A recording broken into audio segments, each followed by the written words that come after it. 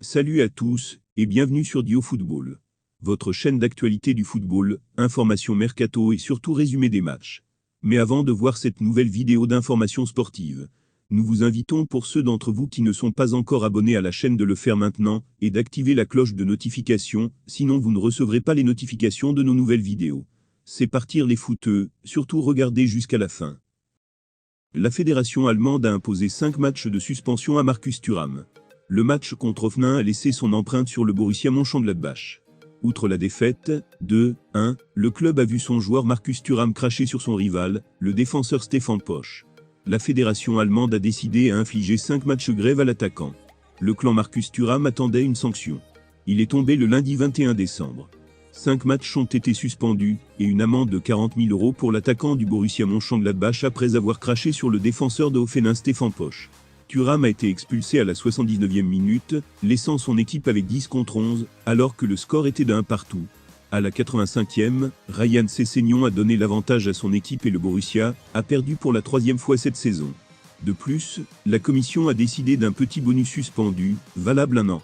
Cependant, le maillot 10 perdra l'affrontement contre le Bayern Munich, premier de la Bundesliga avec 30 points. Il pourra toujours participer au match contre Dortmund le 22 janvier. Son club l'avait déjà sanctionné d'une très lourde amende, d'un record, de 150 000 €, soit un mois de salaire. L'argent sera remis à des organismes de bienfaisance.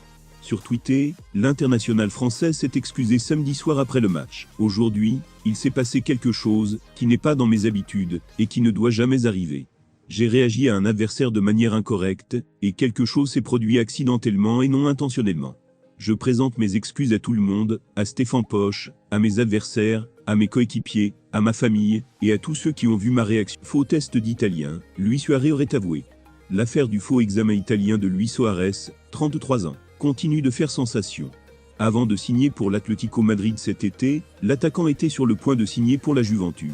Problème, il fallait d'abord réussir ce fameux examen pour obtenir la nationalité italienne, indispensable pour le transfert. Sans cela, il serait arrivé avec le statut de joueur extra-communautaire, alors que la Juventus avait déjà atteint sa limite.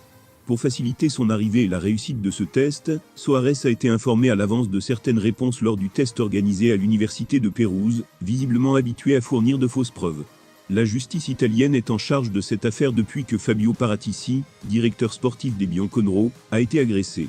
Dello Sport révèle que Suarez a été interrogé, en tant que témoin, par le parquet de Pérouse pendant 3 heures en vidéoconférence ce vendredi. Il aurait admis avoir reçu les réponses et les questions par mail. Chelsea, nouveau concurrent prestigieux pour Olivier Giroud en forme depuis son retour, l'attaquant bleu reste convoité à travers l'Europe. Par rapport à Olivier, il faut qu'il soit choqué, surtout sur la situation qu'il a au club, savoir qu'il est génial, et qu'il a besoin d'un rythme, c'est difficile. Non pas que je veuille le perdre, c'est compliqué, on en a discuté mais évidemment, il a tout intérêt à ce que cela ne dure pas. En novembre, Didier Deschamps a posé un ultimatum à Olivier Giroud sur l'équipe de France. Et son message a été entendu par les principales parties prenantes. Depuis début décembre, l'attaquant bleu marche sur l'eau. Un quadruple contre Séville en Europe, et 2 réalisations en 3 matchs de Premier League, avec une position de départ retrouvée. Moment indésirable aux yeux de Frank Lampard, Chelsea espère désormais le garder, puisque son contrat expire en juin prochain. Un remplaçant pour Ibra, et maintenant, selon Gazzetta dello Sport, le prédécesseur est dans le viseur de l'AC Milan. Les chefs d'équipe lombards envisagent d'embaucher le joueur, notamment pour remplacer temporairement Zlatan Ibrahimovic blessé, avant de remplacer, ou même d'accompagner un rôle. Leader du championnat transalpin, le club milanais peine à transformer ses chances. Et cela coûte des points. Le Suédois ne rejouera pas avant fin janvier, selon les prévisions les plus optimistes. Giroud serait donc la solution idéale, d'autant plus que sa situation contractuelle en ferait une bonne entreprise économiquement. La dernière chose que j'ai entendue était que l'ancien homme du MHSC n'était pas pressé de partir. Mais le projet milanais est bien le moins convaincant et le moins absent. Arrivé sans contrat l'été dernier à Arsenal, le milieu de terrain brésilien a déçu. Encore une fois vaincu en Premier League ce week-end, défaite 2-1 contre Everton, Arsenal a ajouté sa 4e défaite consécutive en championnat. Une triste série qui ne cesse d'aggraver la crise pour Arsenal, 14e du classement avec seulement 4 points d'avance sur la première relégation. Du doigt depuis plusieurs semaines, Mikel Arteta, l'entraîneur d'Arsenal n'est cependant pas le seul à décevoir. rejoint au club l'été dernier, Willian, 32 ans, est loin d'être le joueur qui a brillé avec le maillot de Chelsea. Courtisé par Arsenal, l'Inter Miami, le FC Barcelone, Tottenham et Liverpool, l'ancien Azul a atterri aux Émirats le 14 août.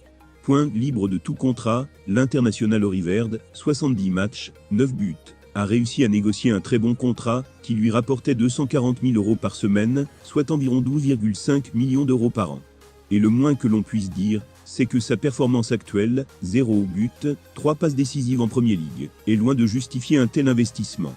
Outre le manque de confiance, The Telegraph souligne que l'ancien résident de Chelsea est en état d'échec, car il a été recruté pour son expérience, et donc pour avoir attaqué Londres assez rapidement.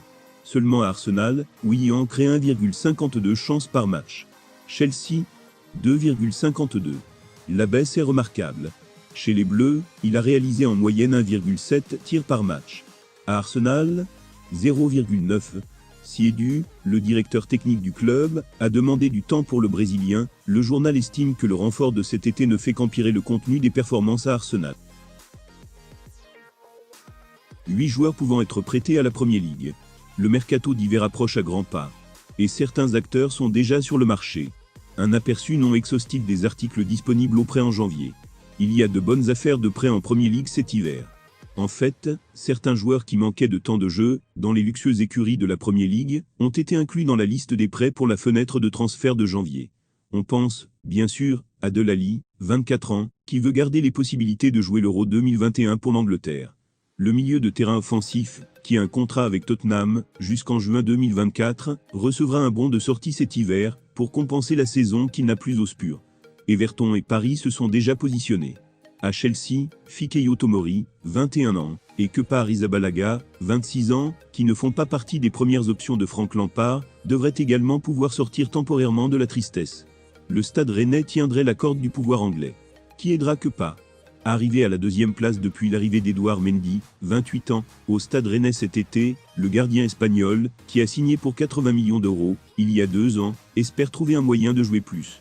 Du côté de Manchester United, la porte doit également s'ouvrir à 2 éléments. Le prometteur gauchiste anglais Brandon Williams, 20 ans, courtisé notamment par Southampton, et l'international gallois Daniel James, 23 ans, soumis à une concurrence féroce à venir.